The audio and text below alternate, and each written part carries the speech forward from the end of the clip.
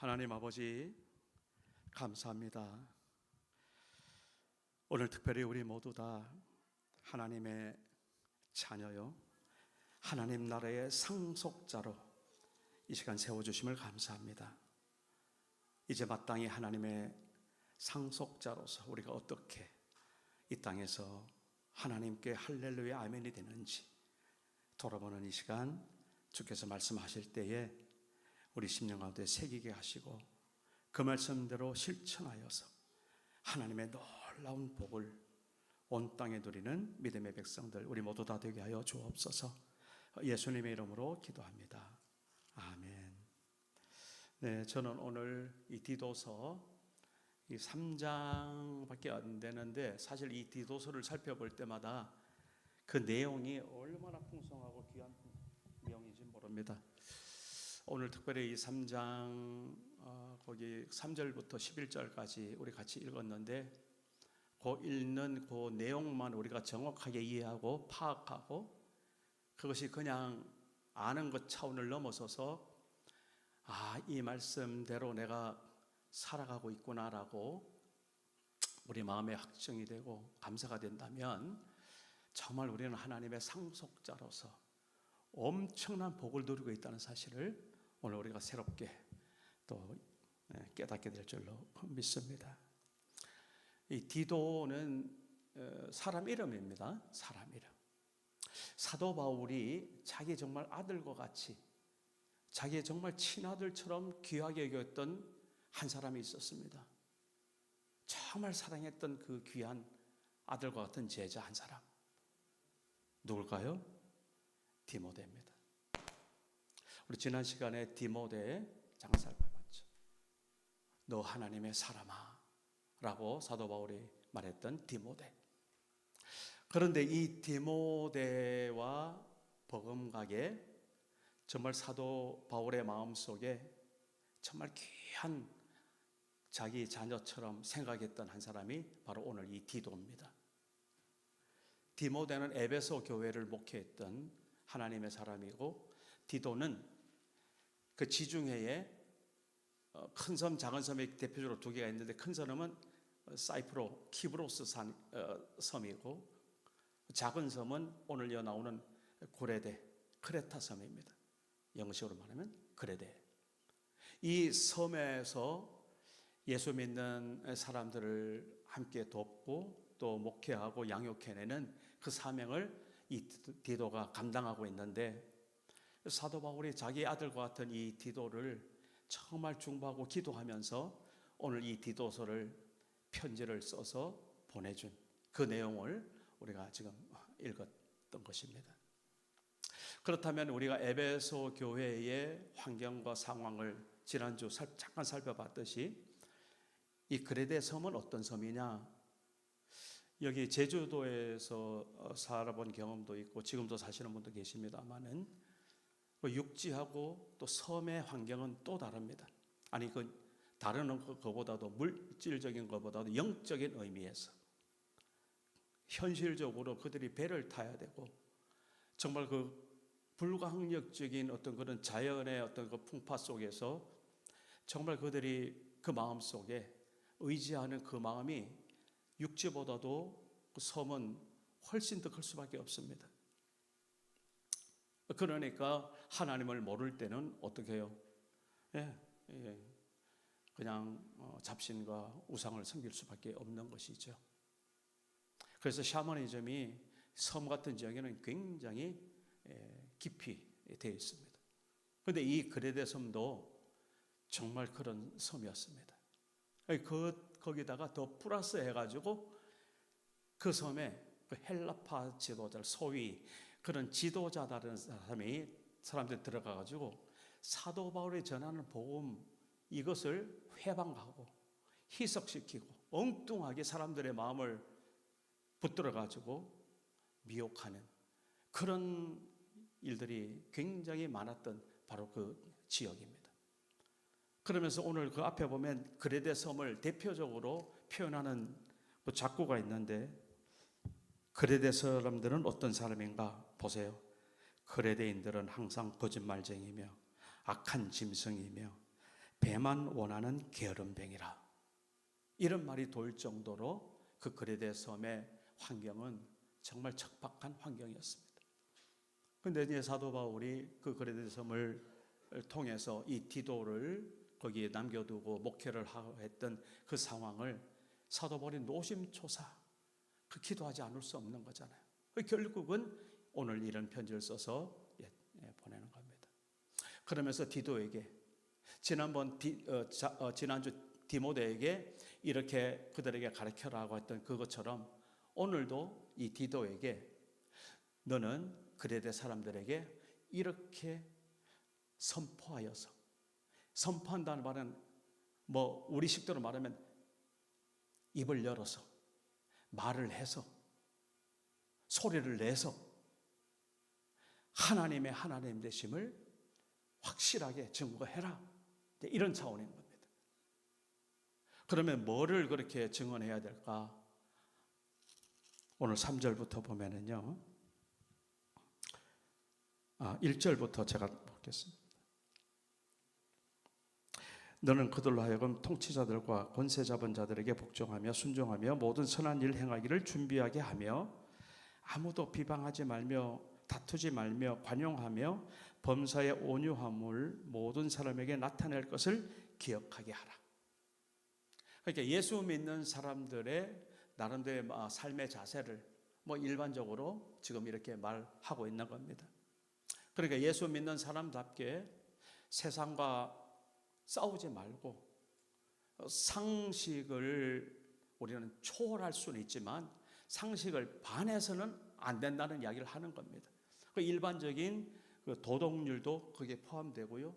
그리고 우리가 사람으로서 마땅히 행해야 될 것들을 살아나가는 게 이게 사실 우리에게 얼마나 중요한지 모릅니다. 예수 믿는다고 잘 그럴듯하게 말은 하는데 세상 사람들 볼 때 이거는 상식도 모르는 사람이네. 그러면 어떻게 됩니까? 그 예수를 증언하고 시인했던 것이 완전히 꽝이 돼버리는. 아니 꽝 정도가 아니죠. 오히려 그 전능하신 하나님을 짓밟아버리는, 하나님의 이름을 망령되게 일컫는 그런 모습으로 우리가 신앙생활을 할 수 있는 위험성이 있다는 사실을 오늘 우리가 이제 이 말씀 속에서 보는 겁니다. 그러니까 이 사도 바울이 디도에게 가장 기본적으로 그레데 섬에 있는 그 성도들에게 그 섬에서 아니면 이제 조금 더 하면 이 세상에서 정말 신실하게 잘 살고 그렇게 인격스럽게 또 법을 잘 지키면서 또 정부에 잘 어떤 그런 협조하면서 그렇게 살아가는 그거는 뭐라는 거예요? 기본이다. 이게 중요한 이야기입니다. 제발 오늘 우리들에게 예수 믿기 때문에 이상한 영적으로 기적이고 이적이고 별 이야기는 다 하지만 사는 게 상식적이 않다면 그거는 아니다는 사실을 오늘 분명히 먼저 우리가 짚고 넘어가야 됩니다. 그래서 누가 봐도 저 사람 예수 믿는 사람이다. 역시 상식적이네. 거기서 좀 더 나아가면 좋겠죠. 역시 지만 아는 사람이 아니네. 옆에 사람들도 볼 줄 아네. 그리고 정말 힘든 사람 그래도 이렇게 저렇게 챙길 줄 아네. 적어도 그런 이야기는 가장 기본적으로 세상 사람들도 그런 일에 타고난 사람들이 얼마나 많습니까? 그러나 우리가 그런 식으로 이 사회에서 살아가는 그 삶을 먼저 분명히 짚고 이제 본격적으로 3절에 이렇게 말합니다. 오늘 읽었던 말씀. 우리도 전에는 어리석은 자요, 순종하지 아니한 자요, 속은 자요, 여러 가지 정욕과 행락의 종노릇한 자요, 악독과 투기를 일삼은 자요, 가정스러운 자요, 피차 미워한 자였으나. 여러분 이 내용이 지금 그냥 제가 이렇게 읽었는데 그 단어 하나하나를 여러분 그 삶 속에 여러분 인격 속에 제가 이렇게 말하는 그 단어가 들려옵니까? 저는 한 단어가 명확하게 들려와요. 우리가 전에는 가정스러운 자였구나. 그럼 저를 보는 겁니다. 내가 내 나름대로 뭐 잘 산다고 살았지만 하나님 보실 때 정말 가증스러운 모습이 있었구나. 저한테 보여지는 말씀. 여러분들은 어떤 게 보여지는지 모르겠는데 다시 한번 읽을 테니까 한번 살펴보세요. 반복합니다. 우리도 전에는 어리석은 자요, 순종하지 아니한 자요, 속은 자요, 여러 가지 정욕과 행락의 종노릇한 자요, 악독과 투기를 일삼은 자요, 가증스러운 자요, 피차 미워한 자였으나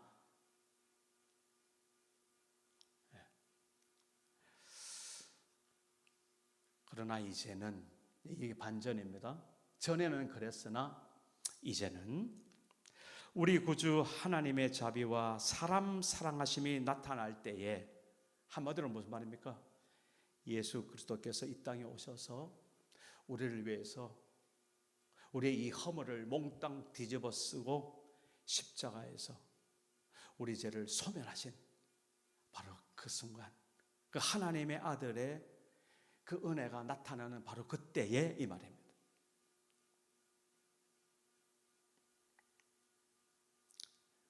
내가 이렇게 가증스러운 자였구나라는 것이 전혀 찔림이 되지도 않고 그거 다 그런 거야, 별 죄의식도 없이 그냥 넘어갔다면 예수님이 나를 위해서 죽었거나 살았거나 그건 나하고 상관없어. 우린 그럴 수밖에 없겠죠. 근데 진짜 전에 우리가 이런 자였다는 것이 우리 가슴을 후벼 파면 우리는 우리 스스로 방법이 없잖아요. 내가 잘해보려고 그래도 작심삼일이고 금방 들통나거든요. 심지어 그 그레데 사람들이 어떤 식으로 신앙생활을 하는 사람이 있는가 하면은 그 1장 16절에 이런 말씀이 있어요. 그들이 하나님을 시인하나, 내가 예수님을 믿습니다, 하나님을 시인하나, 인정하나, 그 뒤에 이런 말씀이 있어요. 행위로는 부인하니.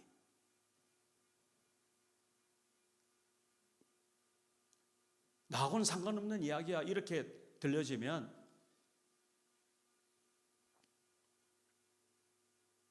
제가 여기서 그다음부터 하는 말은 전혀 나하고는 상관없는 말입니다. 그런데 보세요. 그레데 사람들처럼 내가 오늘 신앙생활 하는데 내가 말로는 예수님을 믿는다, 시인한다. 여러분, 그 시인할 때는 어디서부터 출발합니까? 그냥 말이 툭 튀어나옵니까? 아니잖아요. 내 마음에 정리가 되는 게 있어야 말이 튀어나잖아요. 그 정리가 되는 게 뭡니까?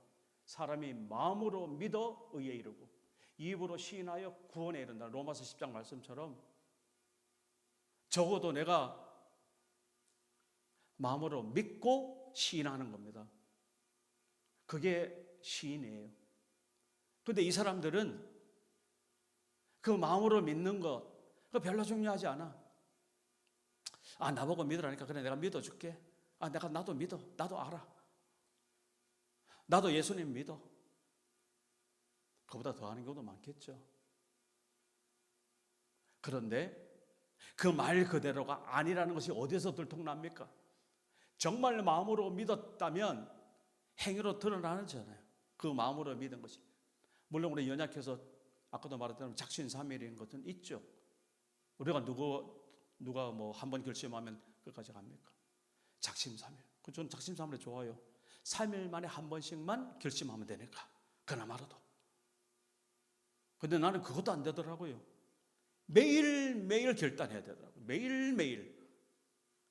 눈 뜨자마자 결단하지 않으면 그날 견디지를 못하고 버티지를 못하더라고요. 저는 그렇더라고요. 내가 작심삼일만 할 수 있으면 3일까지만 내가 버틸 수 있으면 그러니까 여러분들은 3일 정도는 버틸 수 있잖아요. 근데 그런 겁니다, 말하자면. 그래가지고 그냥 입 빨린 소리 했는데 그것이 뭘로? 행위로는 부인하는 것이 드러나는 거예요. 그래서 사람들의 모습이 그런 거예요. 그러면서 여기에 가증한 자요, 복종하지 아니하는 자요, 모든 선한 일을 버리는 자다. 이렇게 말하고 있습니다. 우리가 하나님을 믿는다고 말하는 것도 정말 마음에 생각하고 아멘 해야 됩니다. 내가 믿는다고 입으로 말해야 됩니다. 소리 내야 됩니다. 그것이 안 믿어지거든. 정직하게 이야기해야죠. 나 안 믿어지는데 나 믿는다고 말 못하겠습니다. 제가 어떤 한 청년을 알고 있는데 그 청년의 신실함이 저한테 각이 되는 그런 한 사건이 있었습니다. 어렵고 힘들고 한 사람이 공할 때에 그냥 슬그머니 사라지는 그 청년이 아니라 저한테 와서 정식적으로 이런 사정 때문에 우리 교회를 이제 떠나야 되겠습니다. 그렇게 말하는 그 청년을 저는 신뢰하게 되더라고요. 저도 마음이 아프죠. 그런데 떠나는 그 순간에도 정정당당하고 또 나름대로 합당한 이유 때문에 그렇게 가는 그 발걸음 뒷걸음이 그렇게 부러워 보이더라고요. 아, 저 친구 됐다.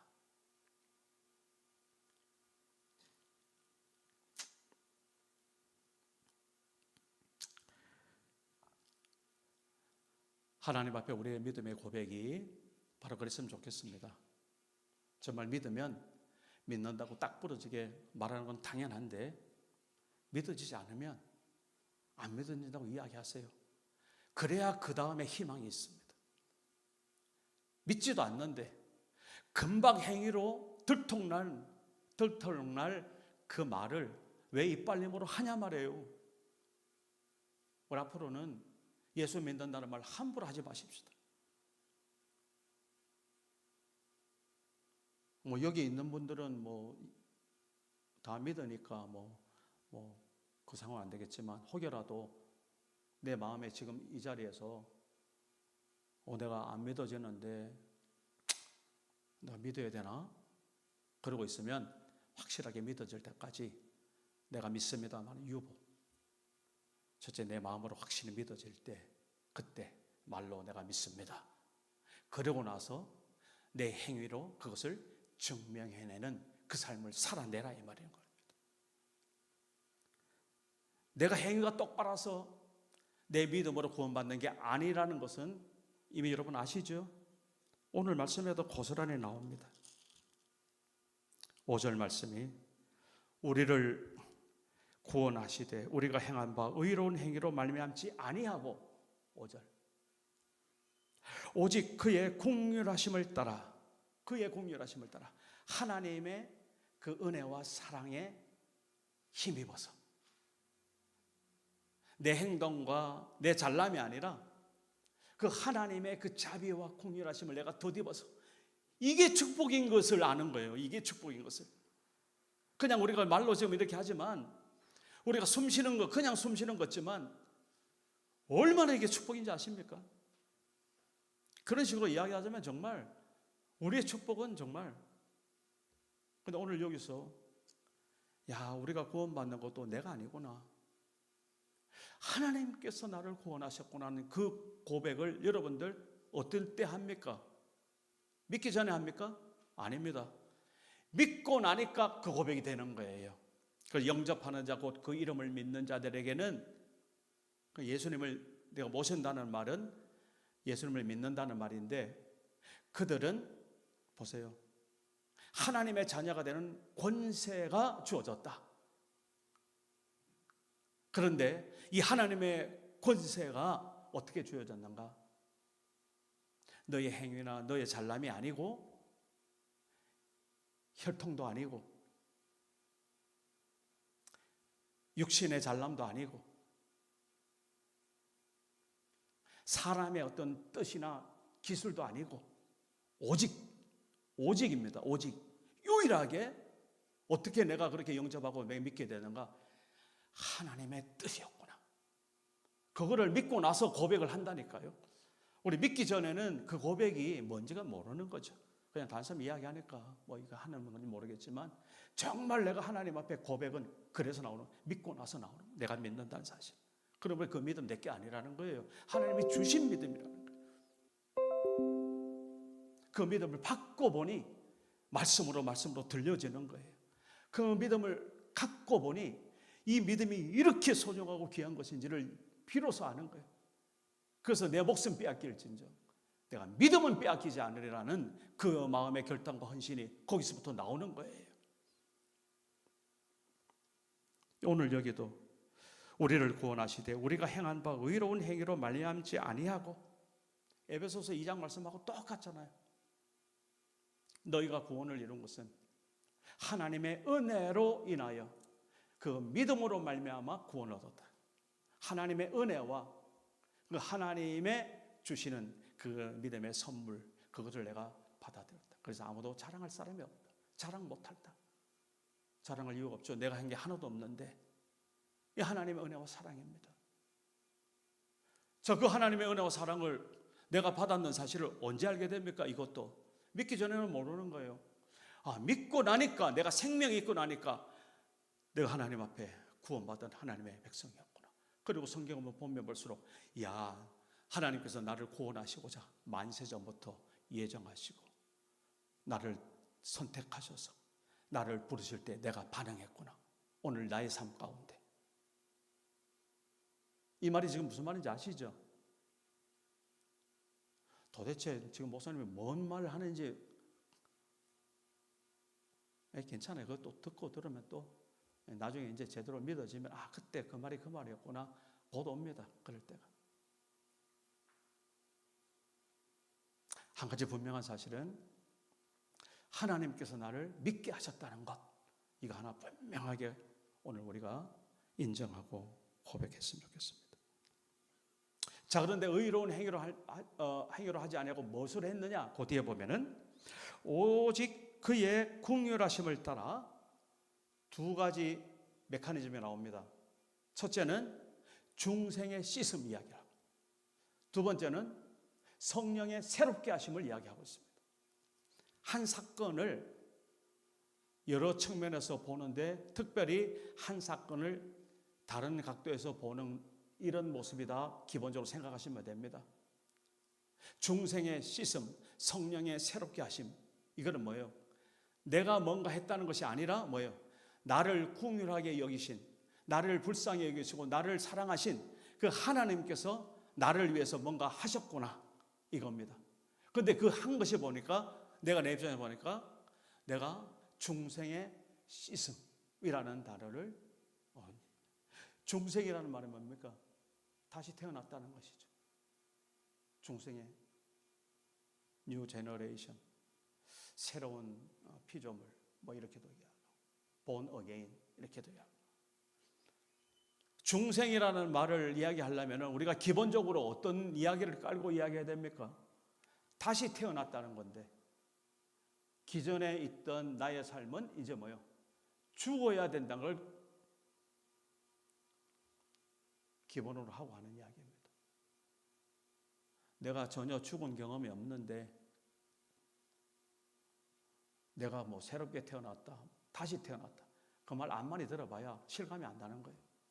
그런데 내가 나는 정말 죽어야 마땅한 인간이구나, 그리고 정말 하나님 앞에서 내가 죽는 그런 고백을 철저하게 하나님 앞에 회개함으로, 그리고 그 회개가 정말 내가 다 만족하지 못해서 정말 하나님 앞에 죄송스럽고 정말 내가 면목이 없어서 이걸 어떻게 해결될까 고민하는 그 한 인간에게 하나님께서 드디어 거듭난다는 중생이라는 그 단어를 던져주시는 거예요.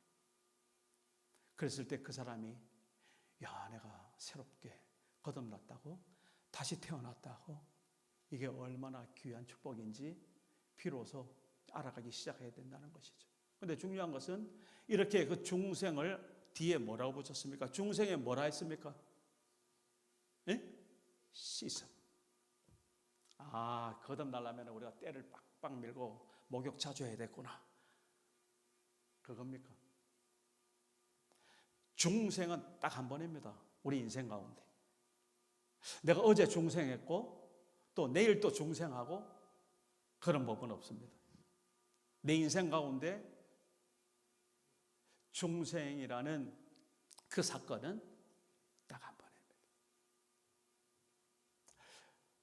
그 중생을 하기 위해서 어떤 사건이 일어났습니까?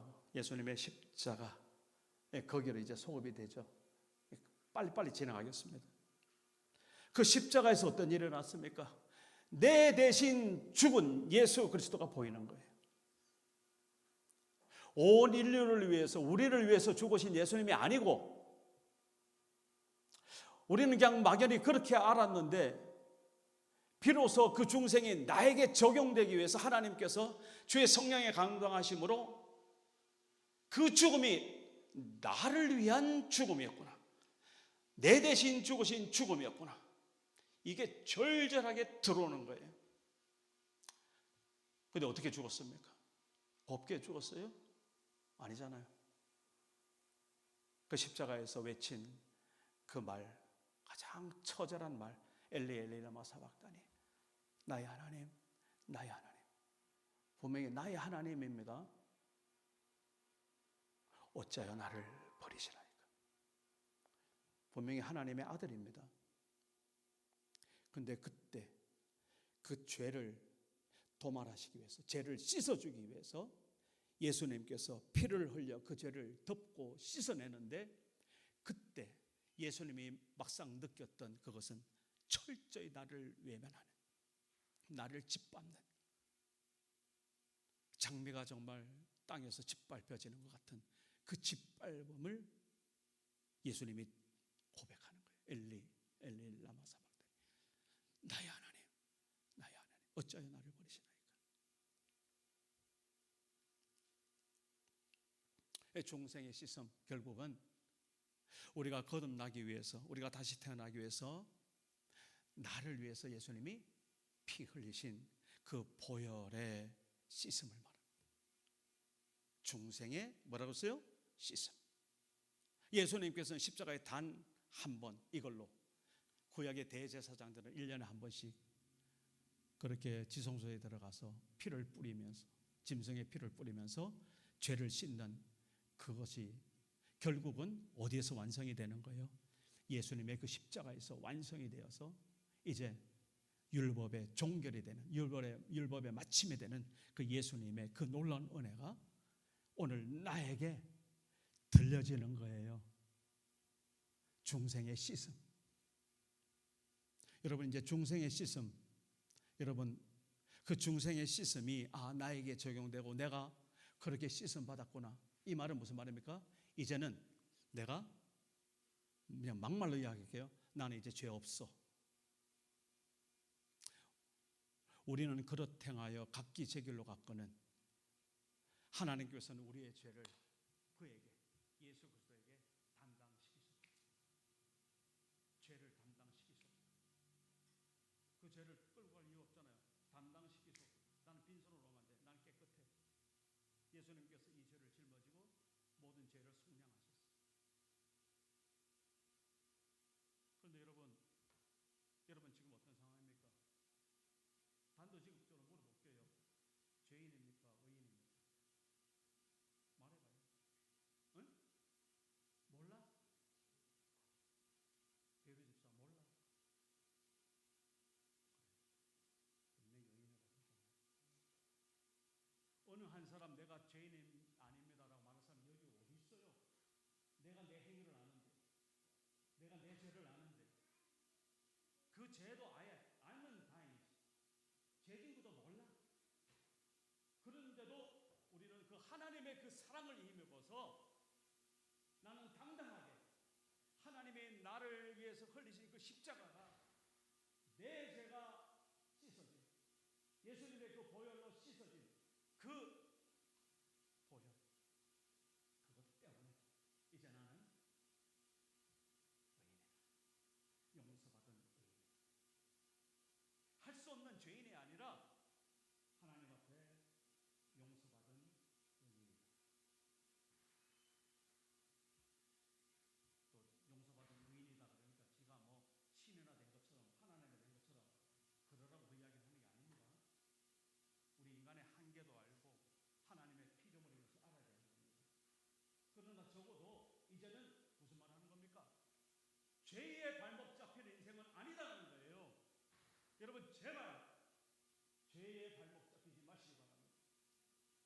그러므로 이제 그리스도 예수 안에서 결코 정죄함이 없다. 너 죄인이야 하는 그 정죄함이 없다. 아멘이죠. 사단 마귀는 호흡에 파서 옛날에 나의 허물을 계속 그것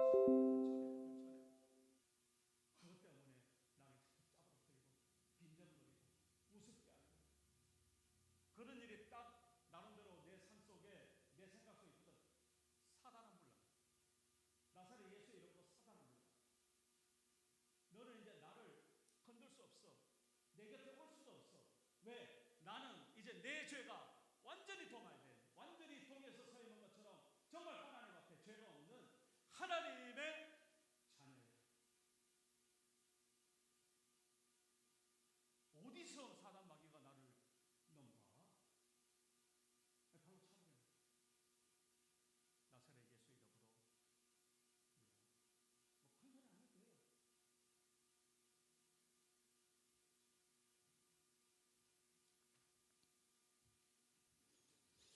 자, 이제 그 뒤에 성령의 씻음을 이야기하고 있습니다. 성령의 새롭게 하심을 이야기하고 있습니다. 중생의 씻음은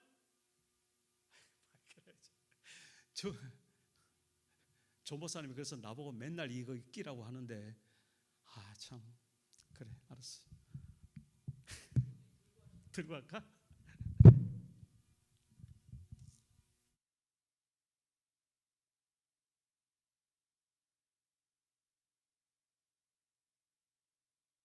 중생의 씻음이 딱 한 번으로 그걸로 끝나는 겁니다. 만약에 두 번이다 그러면 예수님의 십자가를 짓밟는 거예요. 헛되게 죽었다는 것을 인정하기 때문에 그건 아니에요. 그건 마귀의 소리입니다. 그 통일교 문선명 같은 사람은 그것이 실패했다고 지가 재림주로서 그렇게 자기를 따라라 이렇게 사람들을 미혹하거든요. 그러면서 황금을 보여주고 비즈니스를 말하고 잘 먹고 잘 사는 걸 이야기하면 사람이 확 쓰려서 옛날 신앙촌에 얼마나 어마어마했는지 모릅니다. 여러분 잘 모르시죠? 저는 그렇게 신앙촌에서 만난 카시미로 일본을 따뜻하게 덮어보고 잡은 그 추억이 아직도 생생합니다. 야, 이런 이불이 있나? 가볍고 솜털같이 따뜻하고 60대 이상 된 분은 아시죠? 무슨 말인지. 그 기장 신앙촌에서 나온 카시미로 이불. 요즘도 그 무슨 별 비즈니스 기가 막히게 하잖아요. 사단 마귀가 그런 건 탁월합니다. 자, 어쨌든 그건 그거고 중생의 씻음은 딱 한 번입니다. 예수님의 그 십자가는 단 한 번, 이 지구상 역사 가운데 단 한 번. 그래서 히브리서에 보면은 주님께서 단번에 속죄를 이루셨다고 확실하게 말하고 우리가 이제 히브리서 읽으면 이제 그 다음에 이제 성령의 새롭게 하심을 말하고 있습니다. 여기 보면 중생의 씻음과 성령의 새롭게 하심.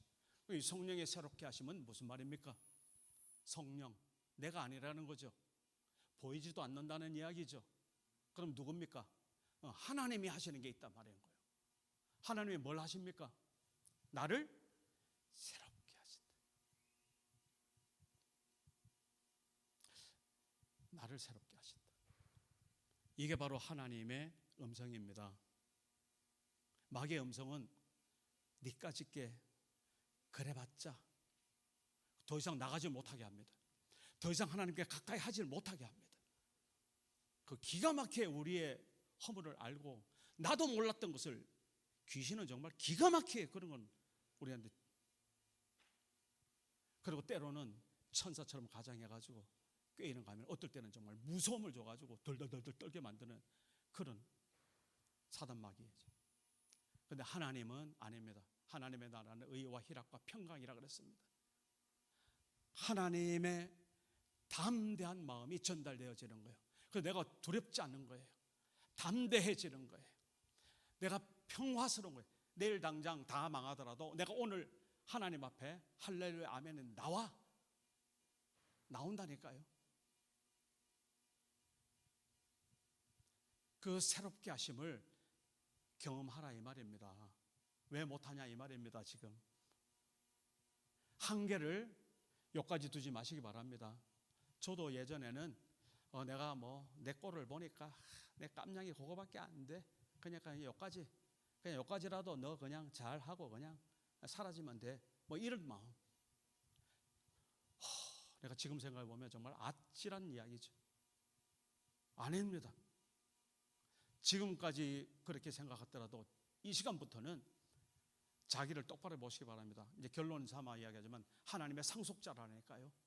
하나님의 놀라우신 영광과 하나님의 유업과 하늘나라의 상급과 어마어마한 축복을 우리가 이 땅에서 마땅히, 왜? 자녀이기 때문에. 자녀가 엄마 아빠 눈치 보면서 이게 아니잖아요. 적어도 뭡니까? 물론 우리가 공손하게 부모님께 해야 되는 건 당연하지만 뭡니까? 그 밑바탕에는 나 당신의 뭡니까? 자녀자, 아들이잖아, 딸이잖아요. 당당하게 아빠 이거, 엄마 이거, 이런 식으로 하나님 앞에 우리는 그런 상속자라니까요, 오늘 말씀에. 그래서 마지막에 보면 너희가, 디도가 이렇게 그 고레대 사람들에게 외쳐라. 너희는 하나님의 상속자라는 것을 뭐요? 되게 하기 위한 말씀을 증거해라. 이렇게 말하는. 오늘 이 말씀이 고레네 섬에 있는 그들에게 주는 말씀이 아니잖아요. 오늘 나에게 주시는 말씀이잖아요. 오늘 우리 트리티 한인 교회에게 주시는 말씀이잖아요.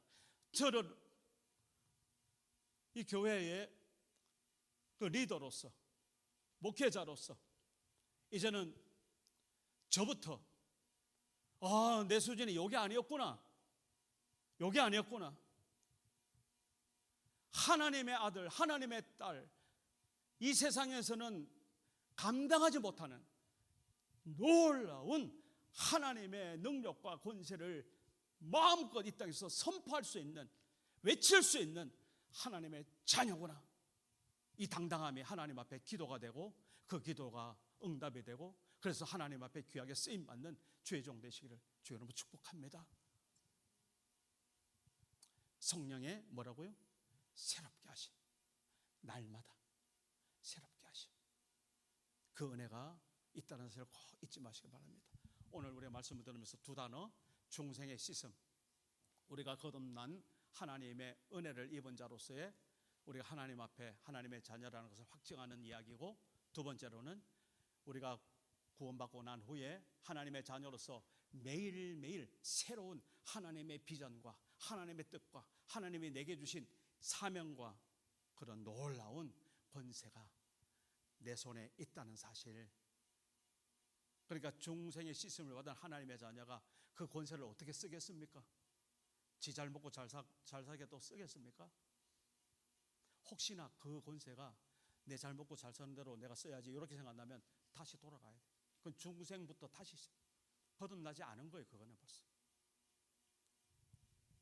적어도 내가 중생의 씻음이 정말 예수 그리스도의 그 은혜 가운데 내가 하나님의 자녀라는 것이 확정이 되었다면 이제는 마땅히 날마다 새롭게 하는 하나님의 은혜가 있다는 사실. 그런데 그것이 뭐요? 하나님, 성령 하나님과 뭐에 교통함으로, 교제함으로. 아침에 일어나가지고 성령 하나님 오늘 저에게 눈뜨게 해주셨네요. 오늘 제가 누구를 만났는데 어떻게 말을 해야 되죠? 그리고 내 몸이 지금 여기가 좀 힘들고 아픈데 저도 지금 여기 그 전립 여기 뭡니까 여기 콩팥, 콩팥 부전 뭐 신부전. 왼쪽은 수술했는데 10년 전에 수술했는데 오른쪽은 그 7mm가 이렇게 박혀 있다고 그때 이야기하는데 이게 늘 느껴져요. 일어나면 뿌듯하고 뭔가 이렇게 느껴져요. 그럴 때마다 하나님 아시니까 그래서 때가 되면 또 뭐 치료해 주실 거니까. 그런데 저는 그게 하나님이 요걸 딱 만져주고 계시는구나 이런 의미로 내가 워낙 게으르고 워낙 잘 잊어먹으니까 정신 차리라고. 개인적인 이야기여서 미안합니다. 그 다음에 중요한 것이 이제 6절입니다. 보세요. 그 성령의 새롭게 하심이 어떻게 나타나는가 하면 우리 구주 예수 그리스도로 말미암아 우리에게 그 성령을 부어주시는데 어떻게 부어주신대요? 풍성히 부어주신대. 그래서 우리로 그 은혜를 힘입어서 의롭다 하심을 얻어 영생의 소망을 따라 뭐요? 상속자가 되게 하려 하십니다. 그러니까 이 상속자가 되는, 하나님의 나라에 유업을 받는 하나님의 자녀가 된다는 그 말은 성령과는 이건 뭐 헤어질라 헤어질 수 없고 따로 말할래야 말할 수가 없어요. 성령 안에서 하나님의 그 말씀이 내 말씀이 되고, 성령 안에서 하나님이 주신 믿음이 진짜 나의 믿음이 되고, 성령 안에서 하나님이 주신 지혜가 정말 나의 지혜가 되고 하는 그 풍성함이 있더란 말이에요. 그것도 날마다 새롭게, 날마다 새롭게. 그것을 로마서에서 뭐 시간이 넘어가서 더 이상 안 할게요. 솔직히 말해서 지금 이제 반 했는데 로마서 또 읽어야 되는데 안 할게요. 제가 요약을 할게요. 성령이 없으면 너 하나님 사람 아니다. 그냥 우습게 듣지 마세요. 성령 하나님과 교제하고 그 성령 하나님의 그 풍성한 새롭게 하심을 내가 날마다 인정하고 경험하고, 정말 거기에 내가 장단에 정말 춤을 추고 찬양하고 정말 나의 삶을 실어들지 않는다면 로마서 8장에서는 하나님의 영이 없는 자 하나님의 사람 아니다. 그러면서 정말 그 성령과 함께하는 자에게 양자의 영이라고 합니다. 그리고 하나님의 자녀가 되는 그 영이 너와 함께, 그래서 그 영으로 해서 너가 십자가에 죽고 너가 다시 부활하고 새 생명을 얻는 하나님의 자녀라는 사실을 확정해 주고, 마지막 결론이 뭔지 아세요? 마지막 결론이 내가 하나님을 아빠, 아버지라 부르지. 이제 그 하나님이 그 성령의 그 은혜로 인해서 하나님을 아빠, 아빠, 아빠, 아빠. 저도 우리 아버지가 없어서 지금 돌이켜 보니까 참 죄송한 게 많더라고요. 그런데 뭐 그건 그거고 어쩔 수 없잖아요. 아이고 그건 더 이상 생각하지 말고 뭐 저의 허물이야 뭐 하나님 아시는 거니까 이제 제대로 하나님 아버지나 제대로 아버지 대접을 좀 해드리자, 이런 마음이 드는 거예요. 그래서 뭔 일 있으면 아빠, 아버지, 그게 이제 우리 기도잖아요. 기도할 때마다 그 은혜가 느껴질 때마다 정말 눈물이 핑핑 도는 거예요. 아빠, 아버지라 부르짖느니라. 제일 마지막에 이렇게 너희가 하나님의 자녀로 상속자로서 은혜를 입었으니 마지막 결론, 고난도 겸하여 받아라. 고난이 그때 나옵니다. 이 말이 무슨 말입니까? 하나님의 상속자이기 때문에 너 이제 고난받을 자격이 있어. 내가 잘못하고 내가 실수해서 받는 그 어려움 고난이라고 말하지 마십시오. 그거는 그냥 마땅히 내가 내 허물, 그냥 내가 그냥 그렇게 훈련받는 거예요. 그런 거는 고난이 아니에요. 내가 정말 하나님의 자녀로서 인정함을 받고 중생의 시선과 성령의 새롭게 하심으로 살아가는 그 하나님의 풍성한 하나님의 상속자인데 나에게 오는 고난이 있어요. 그 고난, 그때 할렐루야 아멘이에요. 이제 뭐가 됐던 거예요? 하나님 앞에 인정받았다는 이야기예요. 그 고난은 그런 거예요. 여기 우리 성도들 중에서 제가 참 이름은 거명하기 어렵지만 그런 분들이 곳곳에 있더라고요. 제가 빈말로 하는 소리 안 합니다. 나 같으면 벌써 나가 떨어졌어요.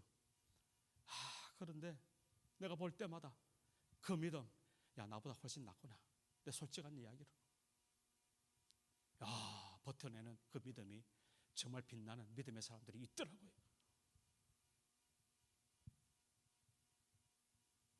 예수께서 요한복음 16장 33절에 말하겠습니다. 내가 이 말을 너에게 이르는 것은 뭐예요?